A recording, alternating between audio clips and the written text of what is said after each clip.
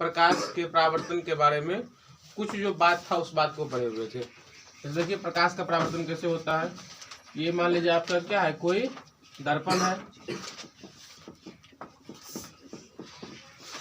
ठीक है। इसमें पढ़े हुए थे कि जब कोई प्रकाश विकिरण किसी दर्पण पर पड़ता है तो वहां से फिर क्या होता है, ये परावर्तन हो जाता है, लौट जाता है। इस घटना में क्या बोले थे, प्रकाश का परावर्तन। देखिए इसको हम लोग फिगर से कैसे समझेंगे, जैसे कैसे करके प्रकाश आ रहा है इस पर, ठीक है, तो यहीं से क्या हो जाएगा, ये लौट जाएगा। और किस नियम से लौटा था ये सब बात उस कल नहीं बताए थे, आज हम लोग बताएंगे प्रकाश के परावर्तन के नियम। यहाँ पर जो एक रेखा होता है उसको हम लोग क्या बोलते हैं, अभिलंब।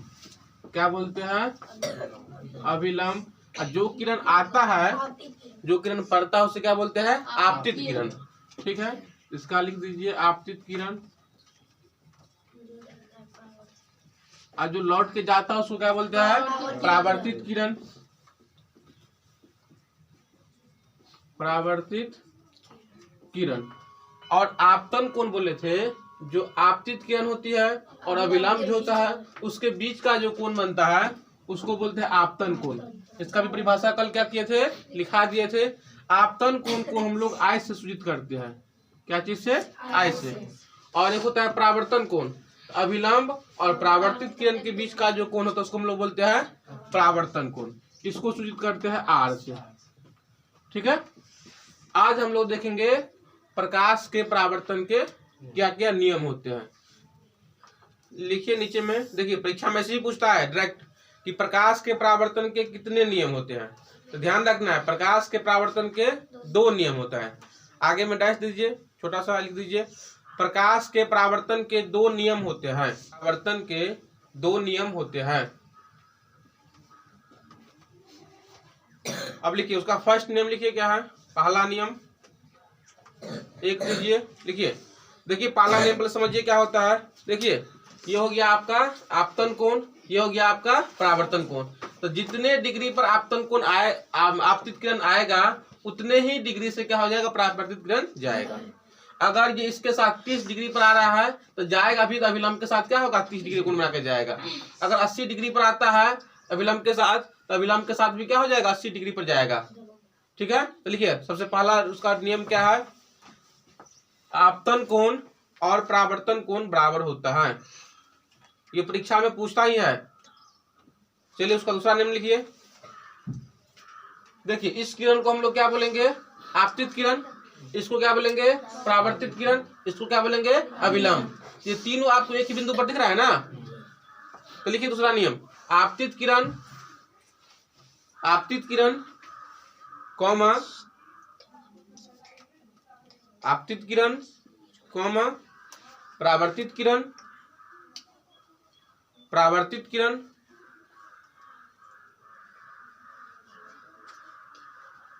और आपतन बिंदु पर डाला गया विलंब, आपतन बिंदु पर डाला गया विलंब, डाला गया विलंब तीनों एक ही समतल में होते हैं। तीनों एक ही समतल में होते हैं।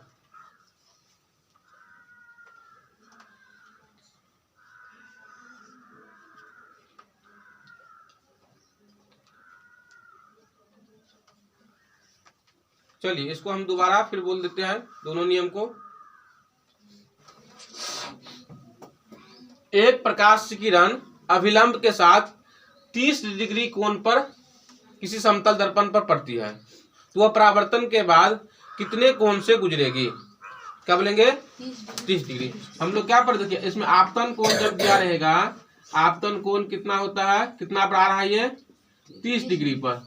तो परावर्तन कोण का भी मान क्या होता है, तो क्या लिखेंगे, परावर्तन कोण बराबर क्या होता है, आपतन कोण।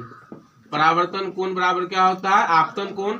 अतः परावर्तन कोण का मान क्या हो जाएगा, 30 डिग्री। परीक्षा में से ही पूछता है, ठीक है।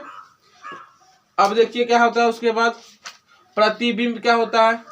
देखिए हम लोग किसी ऐना के सामने खड़ा होते हैं, किसी दर्पण के सामने खड़ा होते हैं, तो वहां पर हम लोग का क्या होता है, फोटो बनता है।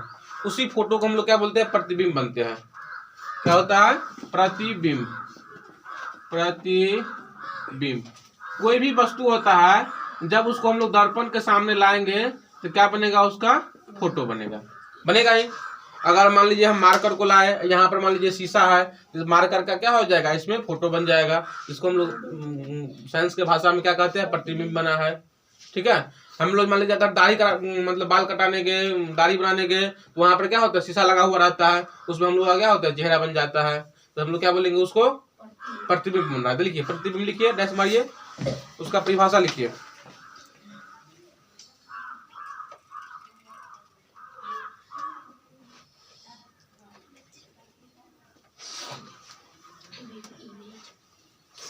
देखिए प्रतिबिंब कब बनता है, कैसे बनता है। मान लीजिए कोई भी दर्पण है, तो दर्पण पर जब प्रकाश पड़ेगा तो वहां से क्या होगा, परावर्तन होगा। आप लोग पढ़े हैं कि कोई भी प्रकाश पड़ेगा तो वहां से क्या होता है, ये परावर्तन होता है। तो जब मान लीजिए कुछ बातें थोड़ी ना है कि एक ही प्रकाश पड़ जाएगा, एक ही प्रकाश आएगा। मान लीजिए यहाँ वस्तु रखा हुआ है, यहाँ पर दर्पण रखा हुआ है, तो यहाँ से क्या हो जाएगा, बहुत सारा प्रकाश जाएगा इस पर। ठीक है। और दर्पण से टकराने के बाद फिर जिस बिंदु पर मिलता है उसको हम लोग क्या बोलते हैं, प्रतिबिंब बोलते हैं। ठीक है। किसी बिंदु स्रोत से आती प्रकाश की किरणें, किसी बिंदु स्रोत से आती प्रकाश की किरणें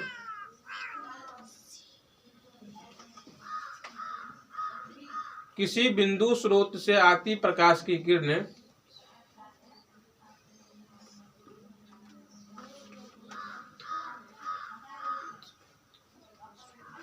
किसी बिंदु स्रोत से आती प्रकाश की किरणें दर्पण से परावर्तन के बाद दर्पण से परावर्तन के बाद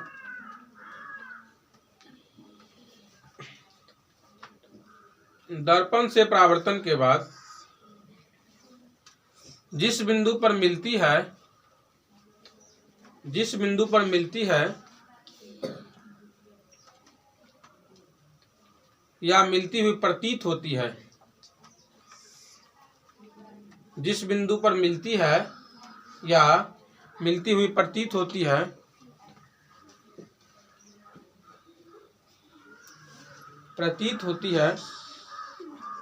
ठीक है, उसे उस बिंदु स्रोत का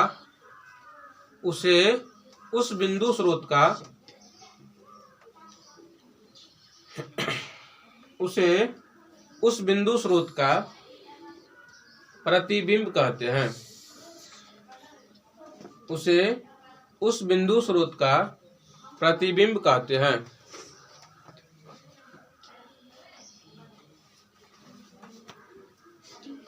चलिए दोबारा बोल देते हैं, आप लोग मिला लेंगे। किसी बिंदु स्रोत से आती प्रकाश की किरणें दर्पण से परावर्तन के बाद जिस बिंदु पर मिलती है या मिलती हुई प्रतीत होती है उसे उस बिंदु का प्रतिबिंब कहते हैं। समझ गए। अब देखिए प्रतिबिंब दो प्रकार का होता है, इसमें हम दो बात लिखाए हैं, मिलती है या मिलती हुई प्रतीत होती है। दो बात हो गया ना। अगर मिल भी जाएगा तब भी क्या होगा, उसका प्रतिबिंब बनेगा। अगर मिलती हम लोग को मालूम ही पड़ेगा तब भी क्या हो जाएगा, प्रतिबिंब बनेगा। देखिए तो प्रतिबिंब कितने प्रकार का हो गया, दो प्रकार का। एक होता है आपको वास्तविक प्रतिबिंब। क्या होता है, वास्तविक प्रतिबिंब। उसको इंग्लिश में बोलते हैं हम लोग रियल इमेज। क्या बोलते हैं, रियल इमेज। और एक होता है काल्पनिक प्रतिबिंब। काल्पनिक प्रतिबिंब इसको बोलते हैं इमेजिनरी इमेज। इमेजिनरी इमेज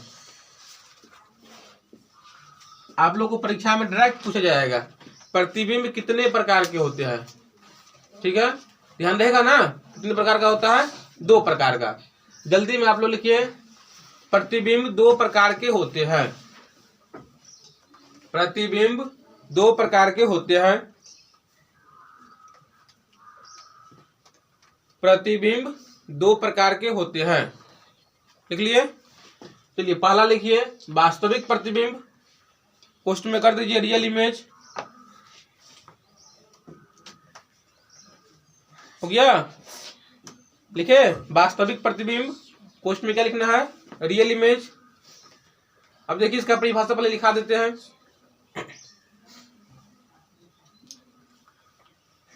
वास्तविक प्रतिबिंब वास्तविक प्रतिबिंब से नहीं तो काल्पनिक प्रतिबिंब से एक न एक क्वेश्चन पूछेगा ही ऑब्जेक्टिव में। ऑब्जेक्टिव में क्या होगा, पूछेगा ही। देखिए वास्तविक प्रतिबिंब क्या होता है, उसको समझिए। मान लीजिए कोई भी वस्तु है, तो जब यहां से प्रकाश किसी दर्पण पर जाएगा और जब टकराने के बाद वास्तव रूप में मिलेगा, तब क्या होगा, वास्तविक प्रतिबिंब बनेगा। प्रतिबिंब में दो परिभाषा लिखा है, किसी बिंदु स्रोत से आती प्रकाश की किरणें दर्पण से टकराने के बाद जिस बिंदु पर मिलती है या मिलती हुई मालूम पड़ती है, तो जिस बिंदु पर मिलेगा उसको हम लोग क्या बोलेंगे, वास्तविक प्रतिबिंब। अगर मिलती हुई प्रतीत होगा तो उसको क्या बोलेंगे, काल्पनिक प्रतिबिंब। आप लोग अपने से परिभाषा बना लेंगे। सुन लीजिए ध्यान से, सुन लीजिए, अगर बोलेंगे तो लिखा भी देंगे। जो आप जो लिखा कॉपी में लिखा है उसको बस ध्यान से देखेंगे।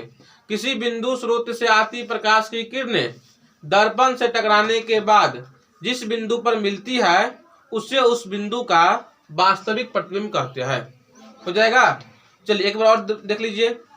किसी बिंदु स्रोत से आती प्रकाश की किरणें, कॉपी में लाई, कॉपी में, किसी बिंदु स्रोत से आती प्रकाश की किरणें दर्पण से परावर्तन के बाद जिस बिंदु पर मिलती है, ठीक है, उसे उस बिंदु का वास्तविक प्रतिबिंब कहते हैं। हो जाएगा, हो जाएगा ना। चलिए 4 लाइन छोड़ दीजिए, उसके बाद स्टार्ट दीजिए। 4 लाइन छोड़ दीजिए, स्टार्ट दीजिए।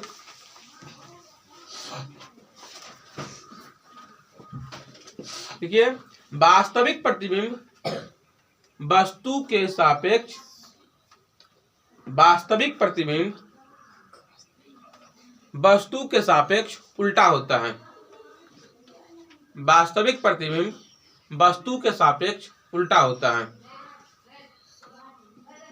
वास्तविक प्रतिबिंब वस्तु के सापेक्ष उल्टा होता है। दोनों क्लास को लिखना है। वास्तविक प्रतिबिंब वस्तु के सापेक्ष उल्टा होता है। लिख लिए। अब देखिए उल्टा का मतलब क्या हो गया।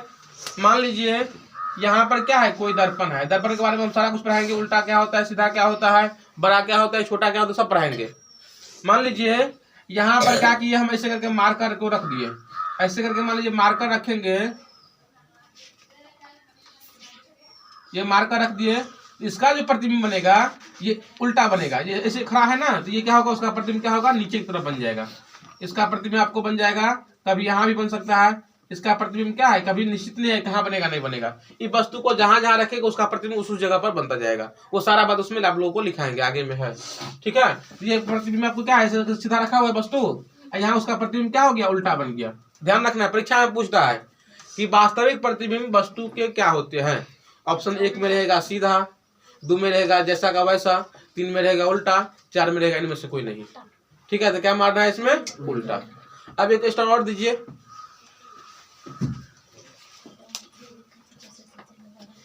वास्तविक प्रतिबिंब को पर्दे पर प्राप्त किया जा सकता है। वास्तविक प्रतिबिंब को पर्दे पर प्राप्त किया जा सकता है। वास्तविक प्रतिबिंब को पर्दे पर प्राप्त किया जा सकता है।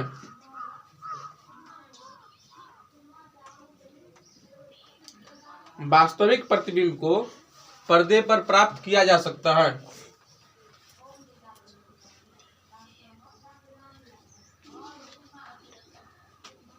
ठीक है, वास्तविक प्रतिबिंब को पर्दे पर प्राप्त किया जा सकता है।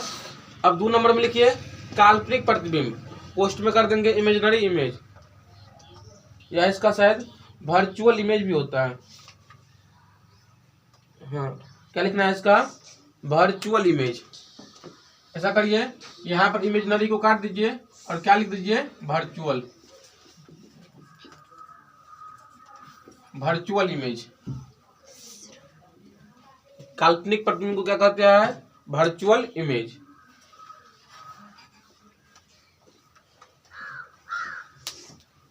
देखिए, लिख लिए। देखिए अब जो प्रतिबिंब में परिभाषा लिखाया है उसी से क्या हो जाएगा, काल्पनिक प्रतिबिंब का भी परिभाषा बन जाएगा। आप लोग मिलाते रहेंगे, कहाँ तक लिखना है नहीं लिखना है। जो उसको नहीं आएगा उसको अपना वीडियो में देख के अपना लिख सकते हैं। देखिए किसी बिंदु स्रोत से आती प्रकाश की किरणें, देखिए कहाँ तक इसमें लिखना है, किसी बिंदु स्रोत से आती प्रकाश की किरणें दर्पण से परावर्तन के बाद, यहाँ तक लिखना है। उसके बाद लिखना है जिस बिंदु पर मिलती हुई प्रतीत होती है उसे उस बिंदु का काल्पनिक प्रतिबिंब कहते हैं। चलिए दोबारा देख लीजिए।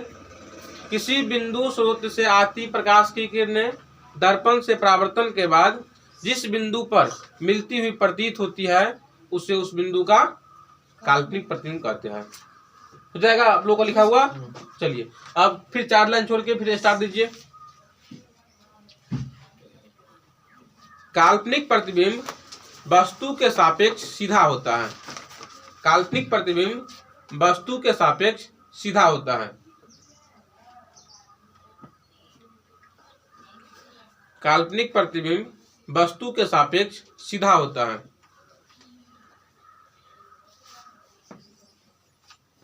काल्पनिक प्रतिबिंब वस्तु के सापेक्ष सीधा होता है।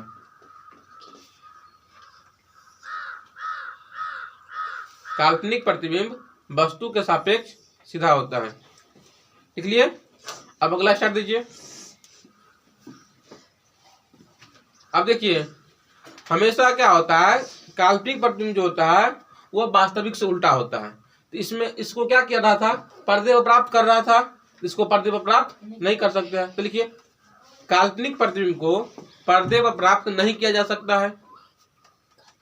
काल्पनिक प्रतिबिंब को पर्दे पर प्राप्त नहीं किया जा सकता है। काल्पनिक प्रतिबिंब को पर्दे पर प्राप्त नहीं किया जा सकता है।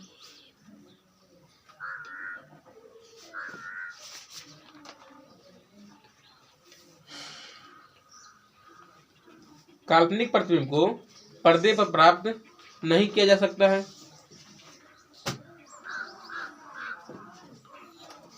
चलिए आप लोगों के लिए क्वेश्चन है। आप लोग सिनेमा घर में देखते होंगे, सिनेमा जो हॉल होता है उसमें एक पर्दा लगा हुआ रहता है। आप उसके सामने से क्या होता है, एक लाइट जलते रहता है और वो लाइट का जो रोशनी होता है किस पर पड़ते रहता है, पर्दा पर। तो आप लोग को पूछा जाएगा ऑब्जेक्टिव हो सकता है सिनेमा घरों में जो प्रतिबिंब आप लोग देखते हैं, ये जो सिनेमा देखते हैं उसमें जो पर्दा पर जो प्रतिबिंब बनता है तो वो किस प्रकार का प्रतिबिंब है, ये वास्तविक की काल्पनिक। इसको पर्दा पर आ जाता है ये, तो क्या बोलेंगे, ये वास्तविक प्रतिबिंब। समझ में आ गया। अब मान लीजिए हम लोग यहाँ मान लीजिए शीशा लगा हुआ है, यहाँ पर क्या लगा हुआ है, शीशा। शीशा में खड़ा होते हैं तो हम लोग खड़ा था इधर, प्रतिबिंब क्या बनता है, उसका अंदर बनता है। हम लोग चाहेंगे उसके तरफ, उस तरफ अगर कोई कागज रख दे तो क्या हम लोग का फोटो कागज पे बनेगा, नहीं बनेगा, नहीं ना बनेगा। अरे समझ में। तो शीशा में जो प्रतिबिंब बनता है वह क्या होगा, काल्पनिक प्रतिबिंब होगा। आप लोग मोटरसाइकिल का जो क्या होता है, शीशा होता है पीछे देखने वाला, उसके सामने ऐसे खड़ा होइए, तो आप लोग खड़ा है क्या, उसके सामने आप लोग का प्रतिबिंब किधर बनेगा, अंदर। तो इस तरह के जो इमेज होते हैं, जो प्रतिबिंब होता है उसको हम लोग क्या बोलते हैं, काल्पनिक। अरे समझ में, काल्पनिक क्या होगा, वास्तविक क्या होगा। आप लोग का क्या करते जाते हैं, स्टूडियो में फोटो बनाते हैं, समझना बहुत जरूरी है। इसी दोनों के बारे में हमको पढ़ना है बस, वास्तविक क्या होगा, काल्पनिक क्या होगा। आप लोग जाते हैं स्टूडियो में, आप लोग क्या करते हैं, फोटो खिंचाते हैं, तो फिर फोटो दुकान वाले क्या करते हैं, आप लोगों को फोटो निकाल के दे देता है। तो क्या ये इसको पर्दे पर ला सकते हैं ना। आप लोग बोलेंगे इसको आप बना देने के लिए बड़का पर्दा पे बना देगा, बोलते हैं छोटका मतलब कोई कागज पेपर बनाने के लिए पेपर बना आता है। इस तरह का जो इमेज होता है उसको हम लोग क्या बोलते हैं, वास्तविक इमेज। ठीक है, लिख लिए। चलिए हम लोग अब आगे बढ़ते हैं।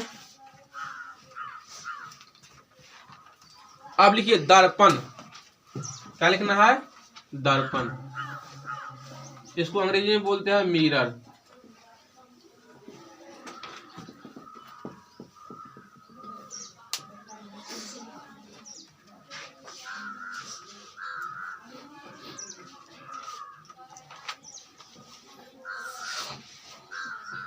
देखिए दर्पण का परिभाषा क्या है, जिस किसी वस्तु से, ध्यान दीजिए, जिस किसी वस्तु से प्रकाश का परावर्तन होता है उसे हम लोग क्या बोलते हैं, दर्पण बोलते हैं। जैसे आप घर में शीशा ले लीजिए, तो शीशा आपको क्या हो गया, दर्पण हो गया। आप थाली ऐसे करके रखिए और उस पर प्रकाश जलाइए, तो थाली से प्रकाश क्या हो जाएगा, वापस चला जाएगा। थाली को हम लोग क्या बोलेंगे, दर्पण बोलेंगे। समझ गए। तो लिखिए जिस किसी वस्तु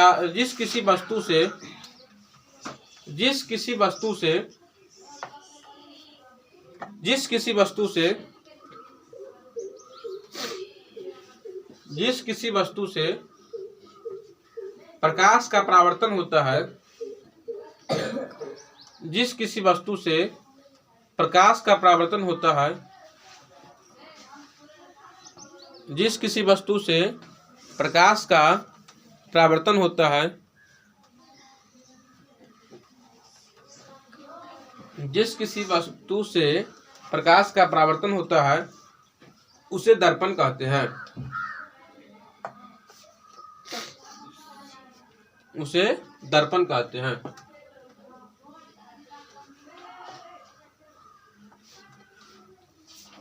देख लिए। चलिए आगे देखिए। दर्पण आपको दो प्रकार का होता है, ये पर हम लोग देख लेंगे।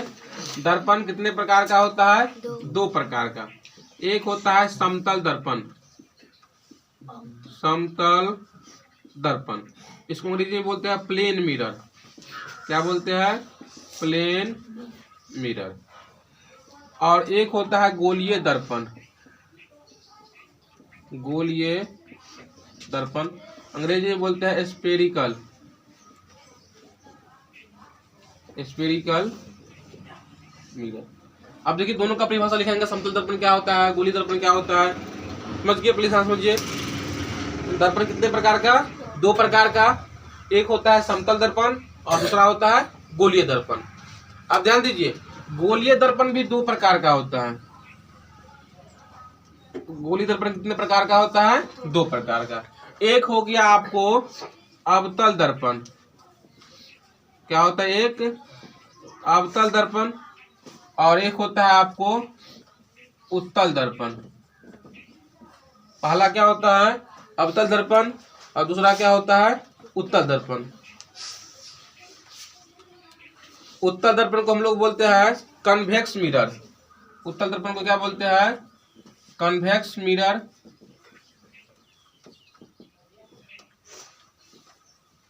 और अवतल दर्पण को बोलते हैं कनकेव मिरर।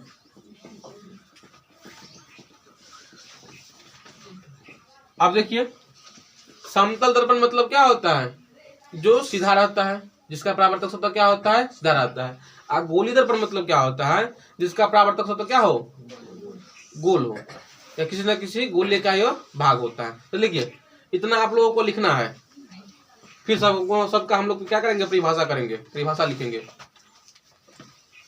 लिखिए, फटाक से लिखिए। दर्पण लिख दीजिए, परिभाषा लिख ही लिया है। उसके नीचे में क्या करेंगे? ऐसे करके दो लकीर खींचेंगे, तो उसको दो भाग में मार देंगे। एक तरफ कर लेंगे समतल दर्पण, दूसरा तरफ कर लेंगे गोलीय दर्पण। सबका परिभाषा लिखेंगे।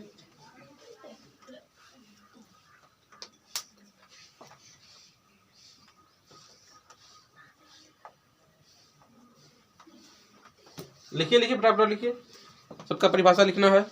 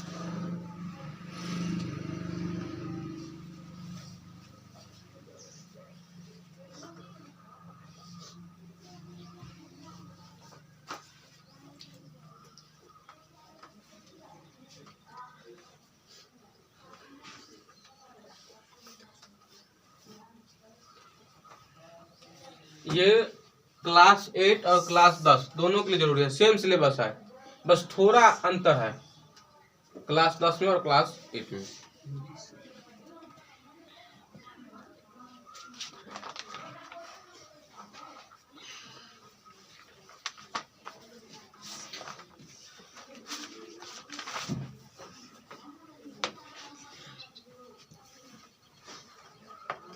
जैसे ही आप लोगों का चैप्टर खत्म हो जाएगा हम टेस्ट ले लेंगे।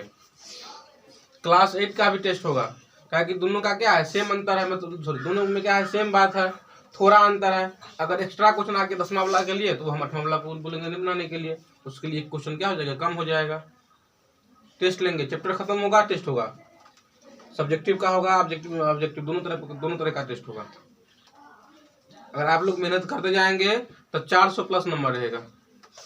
मेहनत नहीं करेंगे, लिखा देंगे, उसको कॉपी में भर लेंगे और जाके उसको कोठी कन्हा पर रख देंगे तो वैसा वैसा ही रहेगा, कोई फायदा नहीं होने वाला है।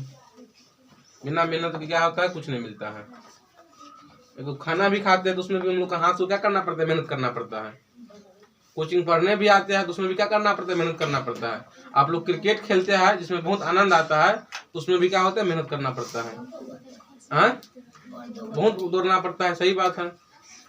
लेकिन आनंद आता है ना, पढ़ाई में भी आनंद आएगा जब उसको सही ढंग से करेंगे तब। मान लो आप लोग जाते हैं क्रिकेट खेलने के लिए, ठीक है, सब दिन गए खेलने के लिए, आउट हो गए, गए खेलने के लिए, आउट हो गए, खेलने नहीं आता है तो मन नहीं लगेगा। लेकिन जब आप लोग हमेशा छक्का मारते होंगे, आउट करते होंगे, कैच लेते होंगे तो क्या होता है, मजा आता होगा। उसी तरीका का पढ़ाई भी होता है, उसमें भी मतलब सही ढंग से करेंगे काम, एक सिस्टमेटिक ढंग से करेंगे तो क्या हो जाएगा, बहुत ही मजा आएगा। चलिए अब लिखिए समतल दर्पण, लिखिए उसको डैश मारिए। समतल दर्पण,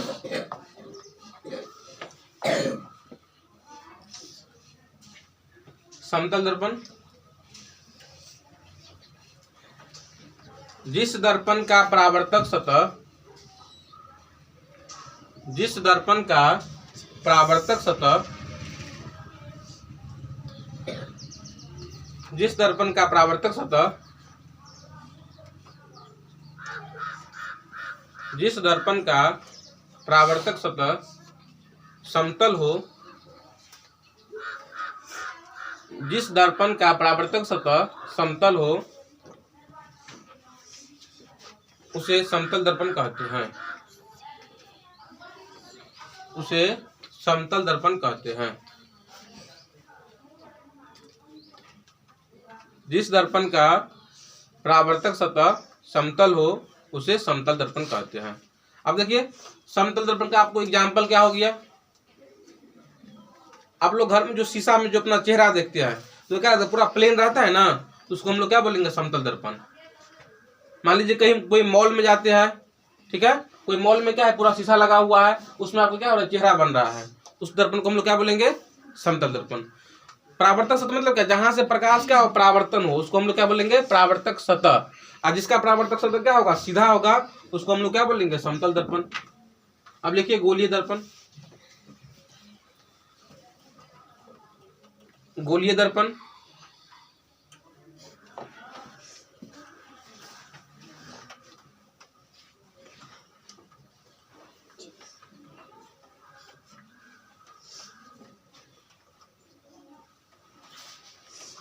लिखिए जिस दर्पण का परावर्तक सतह,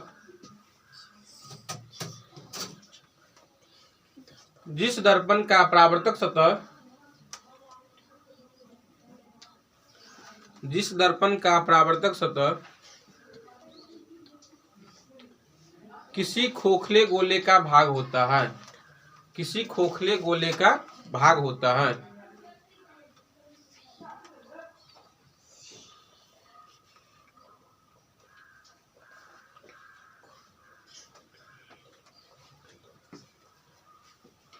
जिस दर्पण का परावर्तक सतह किसी खोखले गोले का भाग होता है उसे गोलीय दर्पण कहते हैं।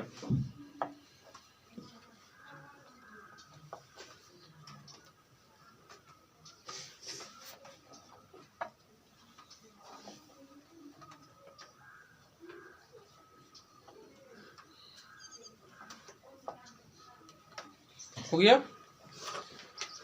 अब लिखिए नीचे में लिखना है गोलीय दर्पण दो प्रकार के होते हैं, गोलीय दर्पण दो प्रकार के होता है।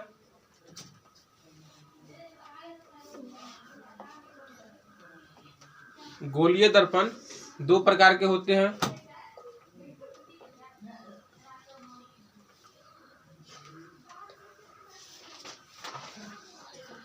गोलीय दर्पण दो प्रकार के होते हैं। चलिए पहला लिखेंगे अवतल दर्पण, पहला लिखेंगे अवतल दर्पण।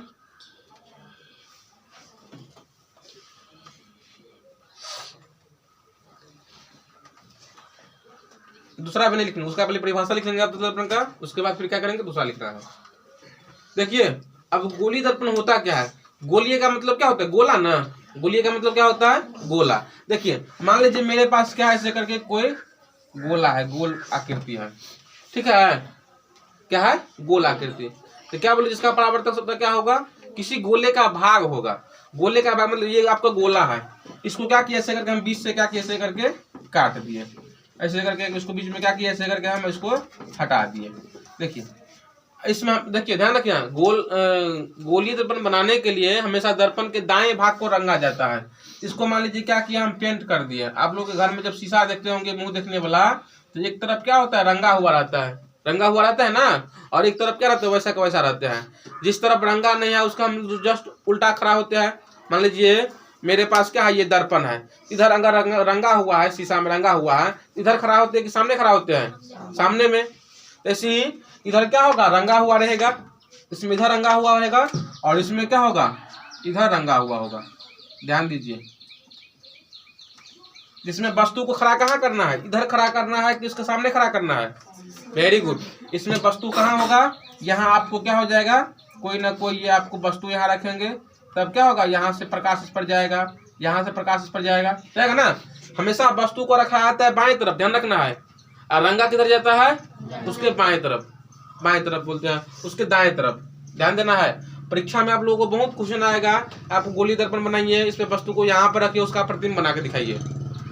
अभी आप लोग को सिखाएंगे कि कोई वस्तु है, इस वस्तु में बोले, वस्तु को बोल रहा है आपको दर्पण के पास रखने के लिए, आप किधर रखना है उसमें बताया जाएगा, और उसका प्रतिबिंब कहाँ बनेगा, उल्टा बनेगा, सीधा बनेगा, किस प्रकार का बनेगा, कहाँ बनेगा, कैसा बनेगा, नहीं बनेगा, वो सारा आप लोग को जवाब देना है, ठीक है। तो किधर रंगेंगे हम लोग वस्तु को, सॉरी दर्पण को किधर रंगेंगे, उसके दाएं तरफ। वस्तु किधर रखेंगे, बाएं तरफ। इसमें वस्तु किधर रखेंगे, इसमें वस्तु इधर ही रखेंगे, क्योंकि इधर क्या है, रंगा हुआ है। इस दर्पण के लिए क्या होगा, ये दर्पण हो गया आपको ए, ये दर्पण मान लीजिए हो गया बी। इसमें वस्तु को हम लोगों को यहाँ पर रखना है, क्या करना है, ये हम लोगों को वस्तु को, जो ही वस्तु आपको उधर रखना है, ठीक है। आप ध्यान दीजिए, समझ गए। ये आपको दो दर्पण हो गया, इसमें एक है आपको उत्तल दर्पण और दूसरा है आपको अवतल दर्पण। ध्यान देना है, एक दर्पण आपको कैसा है, उत्तल, और एक दर्पण आपको कैसा है, अवतल। अब देखिए, जिसका परावर्तक सतह धंसा हुआ होता है,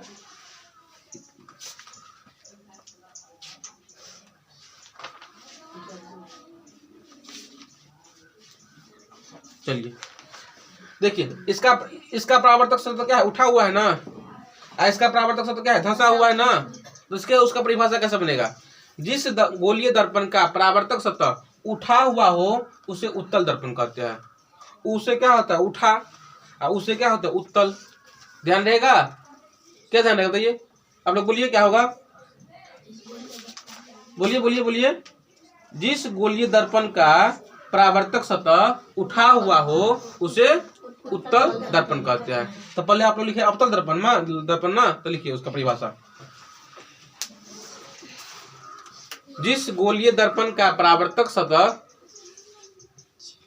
जिस गोलीय दर्पण का परावर्तक सतह, जिस गोलीय दर्पण का परावर्तक सतह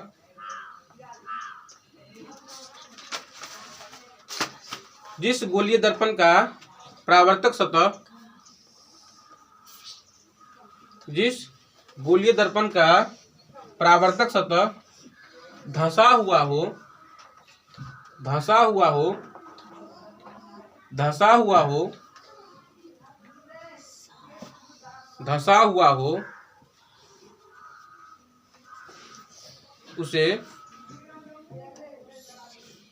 उसे अवतल दर्पण कहते हैं। अवतल दर्पण कहते हैं।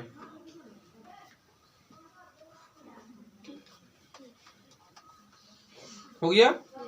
इसमें क्या करना है, चित्र बनाना है, ठीक है। धंसा हुआ किस में है, ए वाले दर्पण में ना। ए वाला क्या करना है आपको, या तो बोर्ड पर से बना दीजिए, नहीं तो बुक से बना दीजिए, जहां से बनाइए, लेकिन उसका परावर्तक सतह कैसा होना चाहिए, धंसा हुआ। चलिए जगह छोड़ दीजिए, आगे लिखिए उत्तल दर्पण, आगे लिखिए उत्तल दर्पण,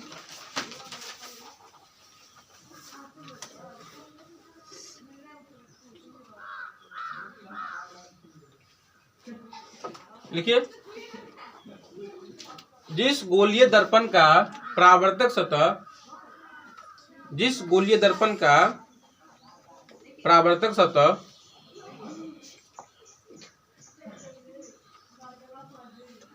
जिस गोलीय दर्पण का परावर्तक सतह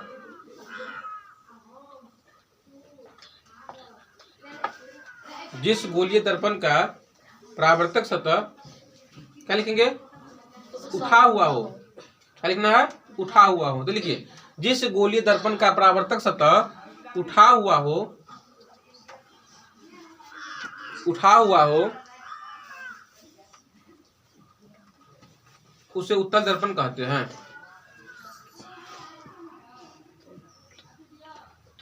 उसे उत्तल दर्पण कहते हैं।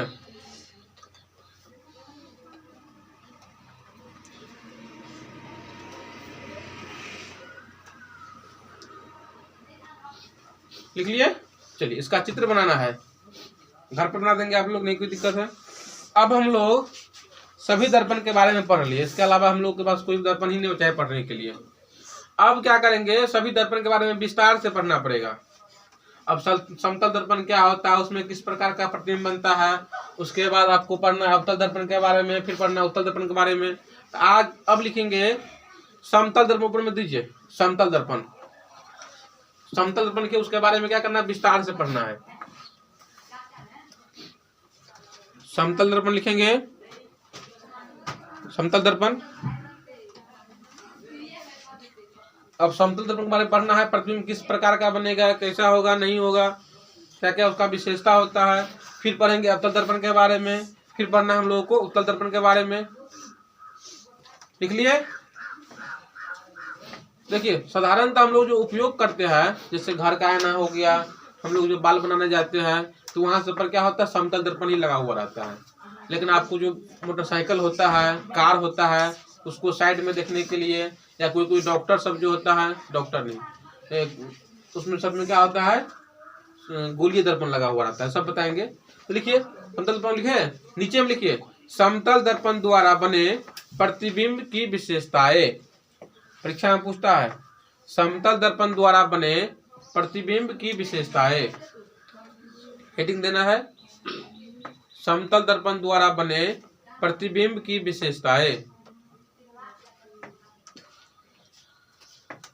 समतल दर्पण द्वारा बने प्रतिबिंब की विशेषताएं।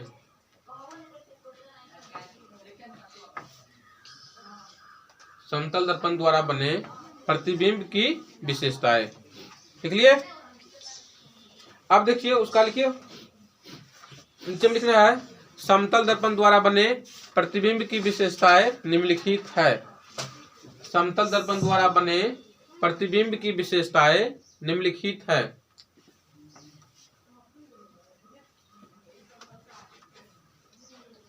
समतल दर्पण द्वारा बने प्रतिबिंब की विशेषताएं निम्नलिखित है।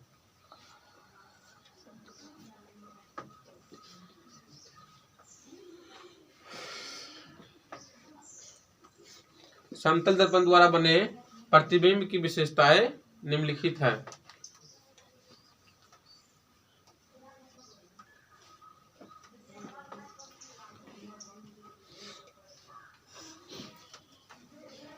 हो गया। चलिए इसका पहला पॉइंट दीजिए।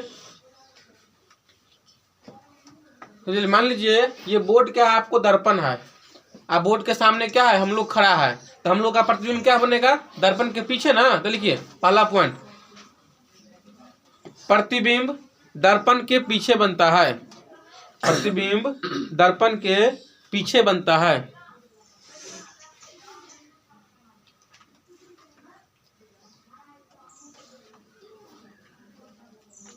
प्रतिबिंब दर्पण के पीछे बनता है।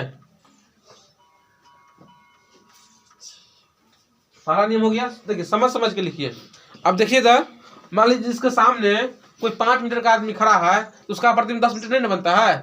जितना बड़ा आदमी रहता है या जितना बड़ा कोई वस्तु है, उसका प्रतिबिंब भी क्या उतना ही बड़ा बनता है। तो दूसरा पॉइंट लिखिए, प्रतिबिंब का आकार वस्तु के आकार के बराबर होता है। प्रतिबिंब के आकार वस्तु के आकार के बराबर होता है।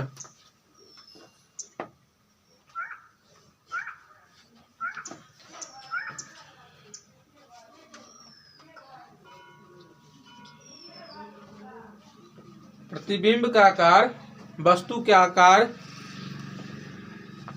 के बराबर होता है।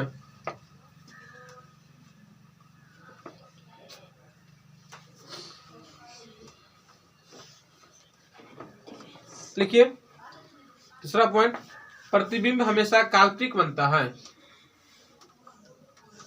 प्रतिबिंब हमेशा काल्पनिक बनता है। प्रतिबिंब हमेशा काल्पनिक बनता है।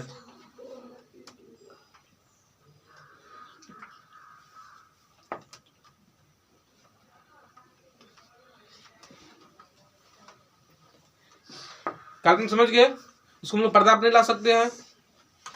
अब उसका अगला पॉइंट देखिए, देखो बोले यहाँ जब हम लोग खड़ा सीधा खड़ा है तो क्या हम लोगों का दर्पण में जो उसका फोटो बनेगा तो पैर ऊपर नहीं जाएगा, ये हम लोग का सिर नीचे नहीं आएगा। तो लिखिए प्रतिबिंब हमेशा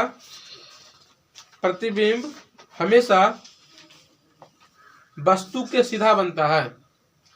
प्रतिबिंब हमेशा वस्तु के सीधा बनता है। प्रतिबिंब हमेशा वस्तु के सीधा बनता है। प्रतिबिंब हमेशा वस्तु के सीधा बनता है।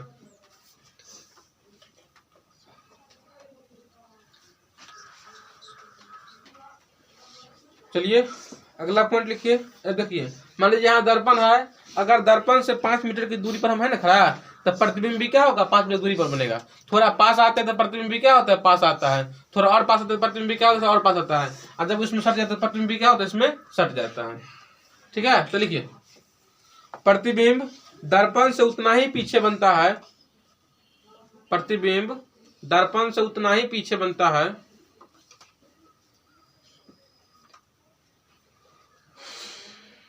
प्रतिबिंब दर्पण से उतना ही पीछे बनता है। प्रतिबिंब दर्पण से उतना ही पीछे बनता है। प्रतिबिंब दर्पण से उतना ही पीछे बनता है। लिखे जितना वस्तु दर्पण के आगे होता है। जितना वस्तु दर्पण के आगे होता है।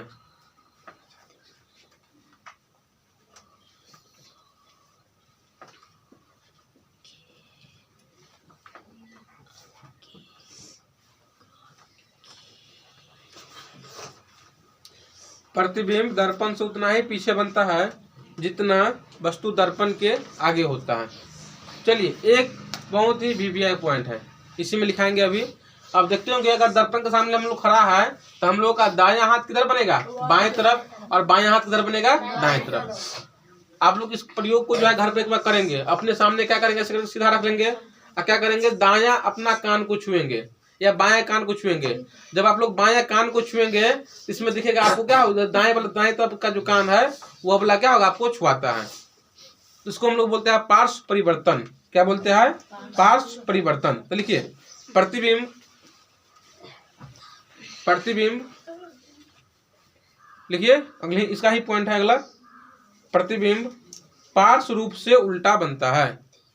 प्रतिबिंब पार्श्व रूप से उल्टा बनता है। प्रतिबिंब पार्श्व रूप से उल्टा बनता है।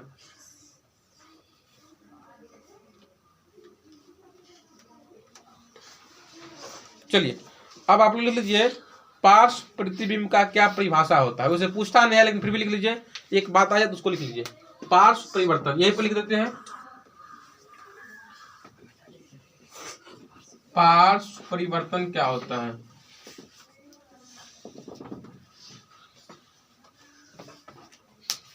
लिखिए पार्श्व परिवर्तन। तो लिखिए समतल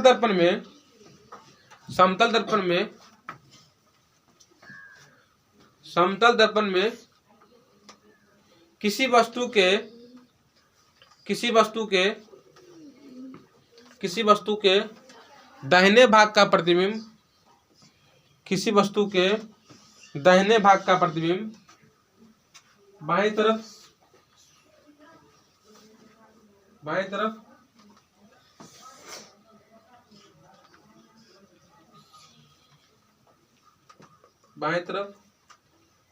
और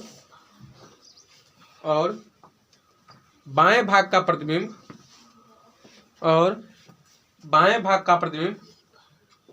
दाएं तरफ बनता है।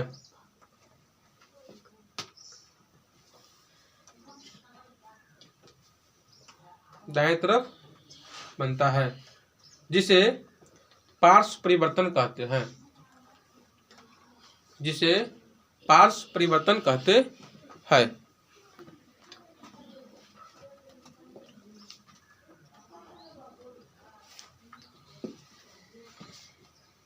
पार्श्व परिवर्तन कहते हैं।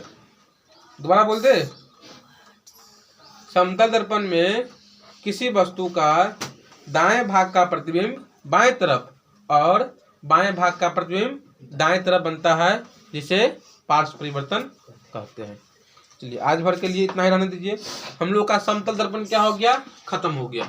अब आप लोग बस दो दर्पण के बारे में पढ़ना है, एक अवतल दर्पण और एक उत्तल दर्पण।